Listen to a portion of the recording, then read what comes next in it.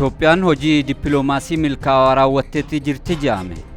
Dooniin Itoophiyaadhaa MV Gibee jedhamu hulaa Hormuz keessa dabarteetti jirti. Koongireesiin Ameerikaadhaa yeroo jalqabaatiif seera aangoo waraanaa labsuu pirezidaantiidhaa daangeessuu dabarseetti jira.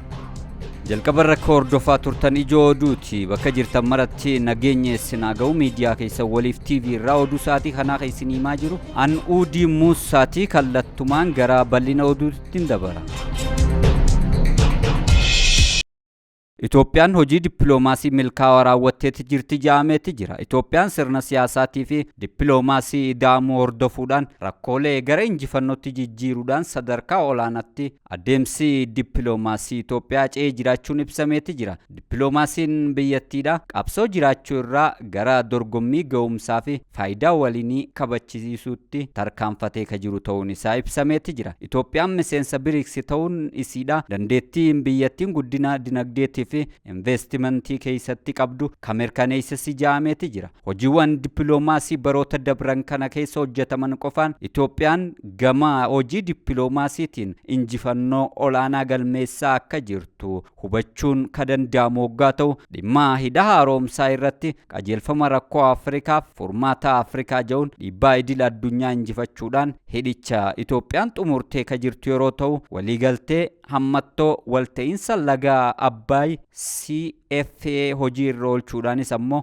milkaa'in olaanaa galmeessiteetti jirti jedhameetti jira. Dippiloomaasiin lammiilee irratti xiyyeeffateenis lammiileen 500 ol gama biyyattii biyya ambaa bakka garaagaraarraa deebifamanii jiran waggaa ta'u carraa hojii bal'aanis ammoo lammiiwwan kanaaf uumameetti jira. Bu'aa ashaaraa magariisaa galmeessisteenis immoo Itoophiyaan sadarkaa idil addunyaatti beekamtii garaagaraa argattee ka jirtu waggaa ta'u yaa'in COP 32ffaan keessummeessuudhaafis ammoo Itoophiyaan filatamtuu taateetti jirti.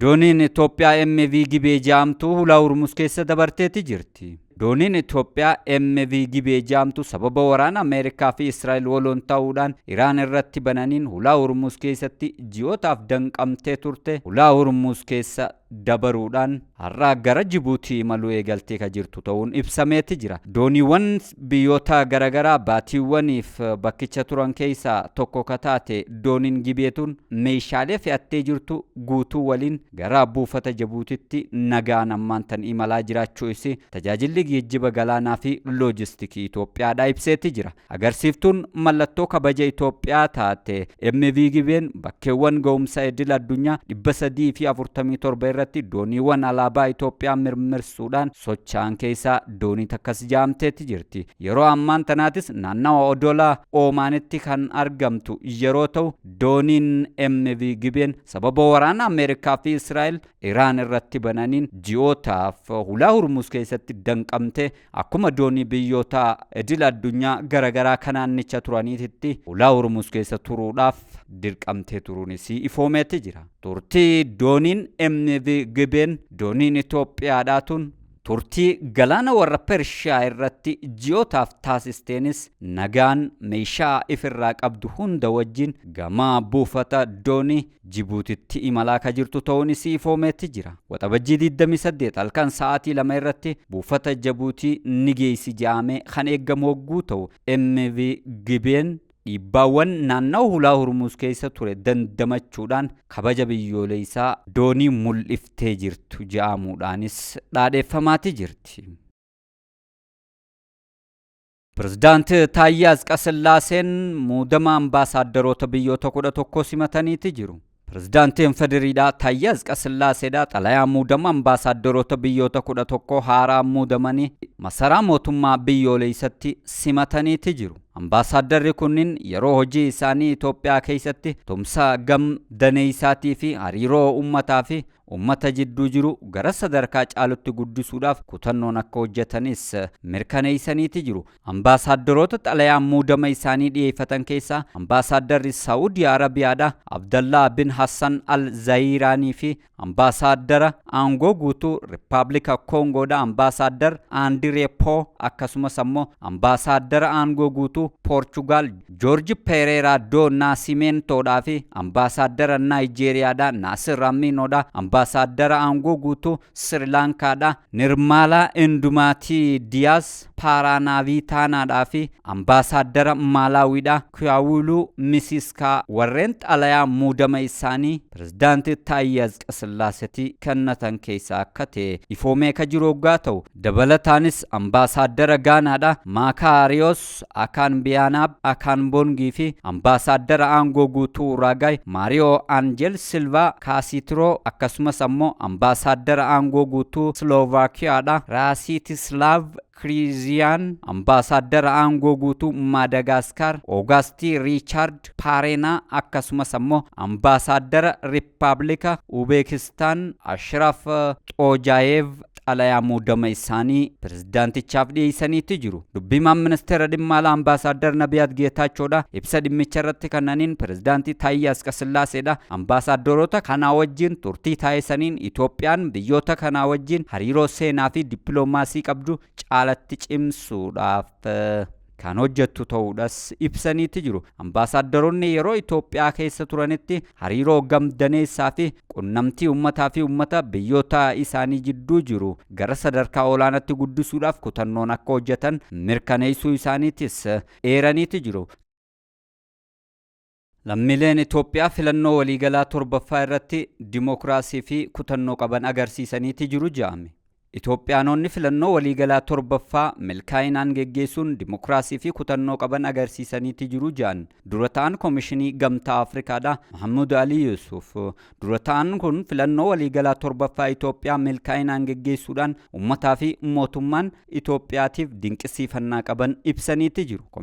Koomishinii Gamtaa Afrikaadhaa Mahammud Ali Yusuf ibsaa dhimma filannoo Itoophiyaa ilaalchisuudhaan kennanii jiraniin paartiin badhaadhinaa injifatee fi ministeera muummee Dr. Abiy Ahmediin baga gammaddan jedhaniitti jiru. Adeemsi filannoo Itoophiyaan keessa dabartee fi filannoon nagaa qabeessi Itoophiyaan geggeeffattee jirtu kun Itoophiyaanonni dimookiraasiin guddina hawaasummaatii fi dinagdeetiif bu'uura ta'uu isaa hubachuudhaan kutannoo qaban kan itti agarsiisanis jechuudhaan ibsaniitti jiru. Filannoo waliigalaa milkaa'inaan akka xumuramuuf ogummaa fi kutannoo boordiin filannoo biyyoolessa Itoophiyaadhaa agarsiisee jirus kan dinqisiifatan hoggaa ta'u gamtaan Afrikaadhaa ammoo filannoo Itoophiyaadhaa kanarratti hirmaachuudhaan filannicha taajjabee turuun isaa ni yaadatama. Keeniyaan buufata xayyaaraa Naayiroobii babal'isuudhaaf waliigaltee mallatteessiteetti jirti. Keeniyaan buufata xayyaaraa Naayiroobii babal'isuuf dhaabbata Chaayinaa wajjin waliigaltee $2 biiliyoona takka tuqaalama mallatteessiteetti jirti. Mootummaan Keeniyaa buufata xayyaaraa idil addunyaa Joomoo Keeniyaataa babal'isuudhaaf dhaabbata ijaarsa daandii fi riqicha Chaayinaadhaa wajjin waliigaltee shilingii Keeniyaa biiliyoona 154 tuqaalama mallatteessuu ministeerri geejjibaa Deevis Chirchir dilbata darbe dhimmicha irratti ibsa miidiyaaleef kennanii ibsaniitti jiru. Biyyi gaanfa Afrikaa tun dandeettii simannaa imaltoota waggaa kan buufata xayyaaraa Naayiroobii namoota miiliyoona 7.5 irraa gara namoota miiliyoona 22tti dachaa 3 oliin guddisuudhaaf karoorfattee ka jirtu hoggaa ta'u Keeniyaan waliigaltee kana bara 2024 dhaabbata Indiyaa Addaanii Guruppii wajjin taasistee sababa hundeessaan dhaabbatichaa United States keessatti himatamee jiruuf waliigaltee kana eega diigdee booda piroojeektichi bara dabre adda citee turuun isaa kan yaadatamuudha. Koongireesiin Ameerikaa yeroo jalqabaatiif seera aangoo waraana labsuu pirezidaantii daangeesseetti jira. Senetiin Ameerikaadhaa teessoo harki caalaan Riippaabilikaanotaan qabame tarkaanfiiwwan aangoo waraana labsuu Tiraamp daangeessuu raggaasiseetti jira. Tarkaanfiin seeraa kun Tiraamp waraana Iraan irratti labse akka dhaabu yookaan ammoo waraana osoo ittiin fufiniin dura koongireesii akka hayyamsiisu kan gaafatu yeroo ta'u Riippaabilikaanonni hedduun warra dimookiraatotaa wajjin ta'uudhaan aangoo waraana labsuu pirezidaanti Tiraamp qaban irratti sagalee caalmaadhaan seericha akka ragga'u godhaniitti jiru. Yeroo jalqabaatiif baroota hedduudhaan booda koongireesiin ifaan ifatti aangoo waraana labsuudhaa pirezidaanti Tiraamp qaban daangeesseetti jira. Koongireesiin murtee kanarra kagee garuu waliigalteen Tiraamp Iraanii wajjin taasise falmii godhachuudhaaf Tiraamp koongirensii osoo hin ayyamsiisin waraana labsuurratti komiin guutuu biyyaa keessatti ka'uu hordofeeti jaameetti jira. Egaan hordoftoota keenya miidiyaa keessa waliif TV irraa oduun sa'aatii kanaaf isin biraan gaa turre kanumaan raawwadheetiin jira. Sagantaalee fi qophiilee waliif TV hafanitti dhufanii yeroo gaarii qabaadhaa. Nagaan naa tura.